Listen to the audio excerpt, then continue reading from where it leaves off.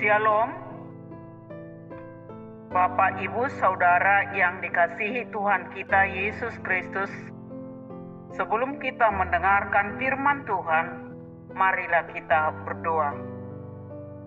Bapa di surga, kasih-Mu tidak terbatas dari setiap waktu dalam kehidupan kami umat-Mu. Berfirmanlah Tuhan, kami akan mendengarnya dalam nama Yesus. Amin. Firman Tuhan untuk kita hari ini, Selasa tanggal 9 Juli 2024, tertulis dalam Yeremia 30 ayat 20. Demikian bunyinya. Anak-anak mereka akan menjadi seperti dahulu kala. Perkumpulan mereka akan tinggal tetap di hadapanku. Aku akan menghukum semua orang yang menindas mereka. Bapak, Ibu, Saudara-saudara yang dikasihi Tuhan, Yeremia menubuatkan adanya harapan dan berkat, bukan kutuk atau kehancuran.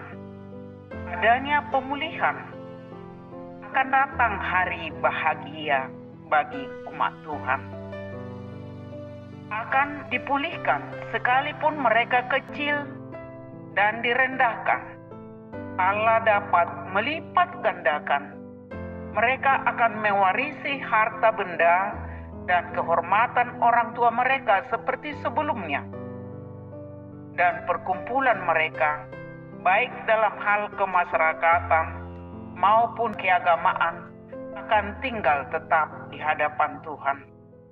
Akan selalu ada penerus bagi hakim-hakim yang setia dalam perkumpulan tua-tua yang menegakkan perkumpulan itu, dan penerus bagi penyembah Tuhan yang setia dalam perkumpulan orang-orang kudus. Seiring berlalunya satu angkatan lain akan bangkit, dan dengan demikian perkumpulan itu tetap tinggal di hadapan Tuhan. Saudara-saudara yang dikasihi Yesus Kristus, saat itu bangsa Israel ada dalam pembuangan di Babel selama 70 tahun.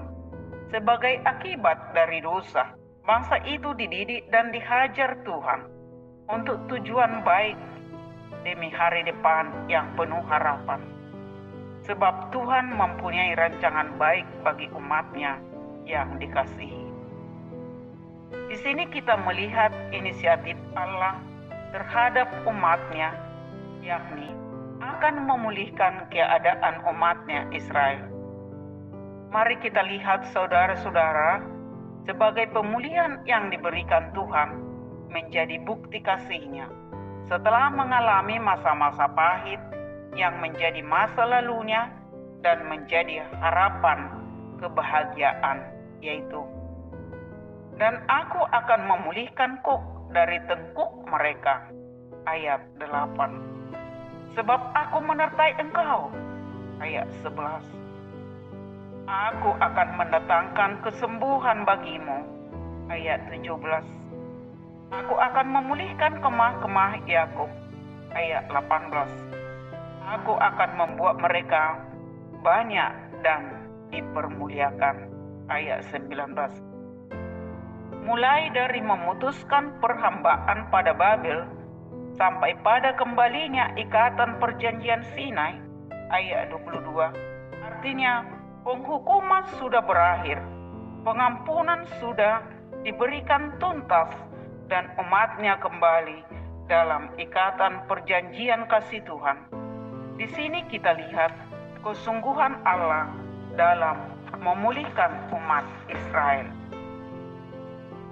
Bapak, Ibu, Saudara-saudara yang dikasihi Tuhan kita Yesus Kristus, jika pada masa pembuangan itu Yeremia menubuatkan harapan dan berkat yang akan diterima umat Israel, begitu juga kita di saat tergelap dan begitu sulit kita lalui, Allah tetap menyertai kita.